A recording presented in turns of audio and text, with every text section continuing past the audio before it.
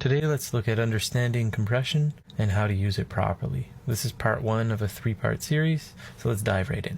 There's two main reasons why I would use compression. First one is to limit peaks and control the signal a little better, and the second one is to add a tonal character. So I like to use compression because I like the sound of it, but I'm also trying to control the volume by reducing louder parts of the sound, keep everything a little bit more consistent and balanced. This can really help something sit better in a mix, sounds a lot more polished, and obviously avoids sudden spikes in volume in your source. You can really overdo this, so it's important to be careful. We're just going to try and shave off a few dB here and reduce the dynamic range. So for the purpose of this video, we're going to use a vocal as a source. So let's go look at the wave that we're dealing with. Now, if I throw a compressor on here, what's going to happen is all these top peaks are going to get compressed. And then if I want to deal with this area here, well, I'm going to have to add more compression. But then when I do that, these peaks are going to react really weirdly in my compressor. So there's a few ways that you can obtain this. Now, you could go ahead and add a compressor, take off 2 or 3 dB, and add another compressor and take another 2 or 3 dB off to slowly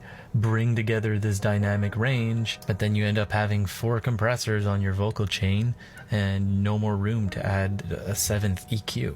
So what I'm trying to say here is I start by the source now, and so what I do is I level out my audio files before dialing in my compressor. And I do that in 2 ways, by opening up a compressor right off the bat and seeing how much gain reduction that I'm getting as I go through my file. You want to also listen to how it's reacting. A lot of times you might have a wave file that doesn't look that much louder than something else, but it is sending so much more output, so it's important to listen and not just do it visually. That's what I start by doing, just to get a clean level on my compressor. So to easily do that, I'm just going to go through my wave file and I'm going to make cuts whenever I need to. It's Command E in Ableton Live and Pro Tools, and then just reducing or boosting if it's really, really quiet, because we want everything to be almost at the same level. Now, we don't want to go too crazy because we want to keep some dynamics, all depending on the style of music we're dealing with. So make sure to keep that in mind as well. That's going to do it for part one of this series. Make sure to follow me to get the next few parts of understanding compression, and I'll see you in the next video. Thanks for watching.